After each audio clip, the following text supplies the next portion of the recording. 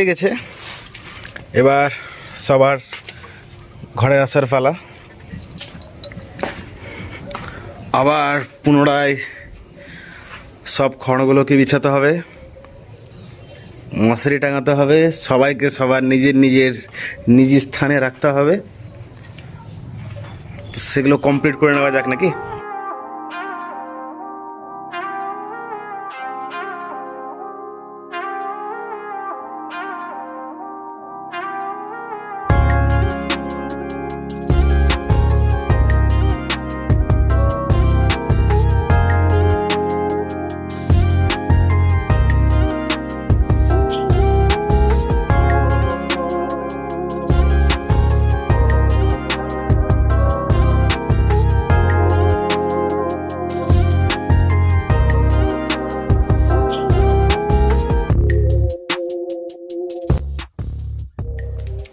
তো আমি শুরু করেছি দুটো গরু, মানে একটা বড় একটা ছোট আর 3টা ছাগল নিয়ে।